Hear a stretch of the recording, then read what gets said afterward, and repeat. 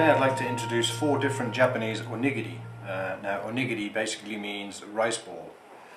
In the US or in Europe, for instance, if you wanted something quick or fast to eat, you'd normally eat like a sandwich or grab a pastry.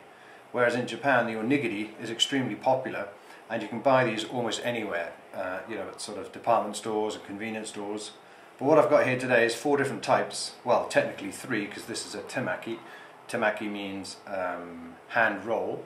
So it's a little bit different, but I wanted to show you it today anyway. So let's have a look at these 4 and see what the differences are.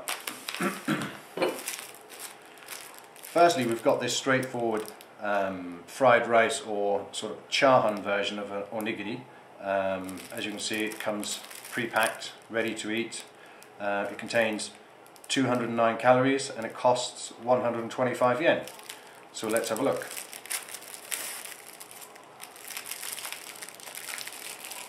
And there you have it. It's very similar to sort of Chinese special fried rice, but it's referred to as chahan in Japan. And as you can see, it's made up of sticky rice, and there's bits of meat in there, some egg and some sauce. So that's a chahan onigiri. And as you can see, the rice gets everywhere. And you'll notice that had no nori or seaweed attached to it, it's just a straightforward rice bowl. This is another variety. This one contains salmon. It cost 139 yen and it's 181 calories. So as you can see, once again, it's just pre-packed and ready to go. So let's have a look. Now straight away you can see this one is, just move that out of the way. This one is wrapped in seaweed or flat pressed seaweed, which is referred to as nori. It's got rice, and as you can probably see in the center, it has, if I can just break this open without spilling it everywhere, as you can see, it has salmon. That actually smells pretty good.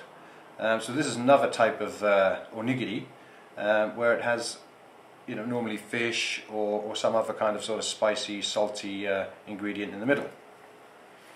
So, just put that over there, rise up my fingers. Now, originally onigiri was always made at home, or rice balls, and they were pressed into a ball sort of size, and it was because of the difficulty in actually making them. It was very hard to mass produce onigiri because of the complexity of actually making it, making a machine that could do that. But in the early 80s they made a machine that could actually produce triangular onigiri like this one, and also place some ingredients in the middle. But the biggest challenge was, how do you make it and stop the nori from going like soft as it is on here and becoming sticky, and sometimes it's unpleasant when it's like that. So they devised a new method of wrapping it.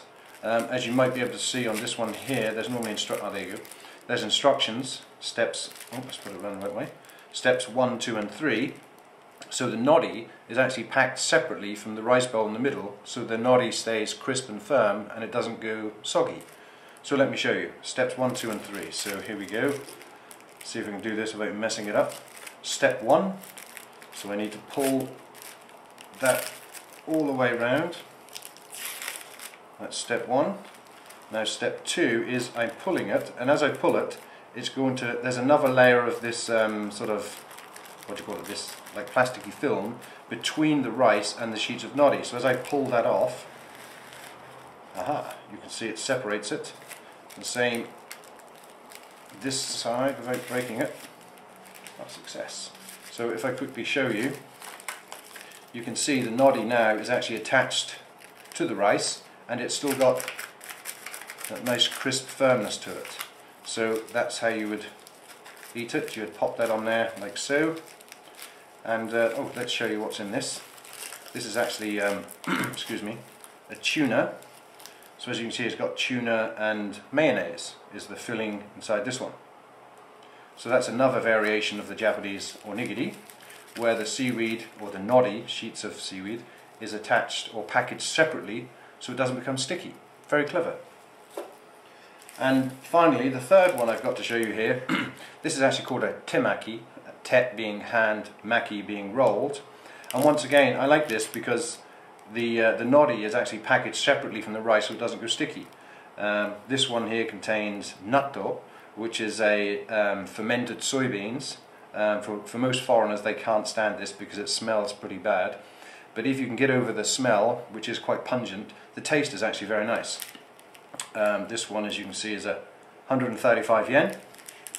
Has instructions as well on how to open it. And this one contains, let's have a look, 180 calories. Oh, sorry, before the one with the salmon, sorry, the tuna in the middle, was 188 calories. So as you can see, these are quite heavy and quite stodgy, so they fill you up, but they're not too heavily laden with calories. So let's have a look at this natto version. Here we go. Step 1. Open that like so, and straight away you can see the nori is packaged separately from the rice in the middle, which I think is very clever. So we unwrap that, then we can pull this over here, and give it a roll, and there you go. That is a natto temaki. Now if I break this, you'll see that it's very, I don't know if you can see that, natto is very sticky, which is why a lot of foreigners don't like it, because A, the smell, and secondly, the texture in your mouth is kind of strange and your alarm bells will normally start going off. But like I say, if you can get over that, the taste is actually very nice. So I just pop them over there. I know that doesn't look very appetizing the way I've just thrown them on the plate, but that was a quick, brief insight to Japanese onigiri.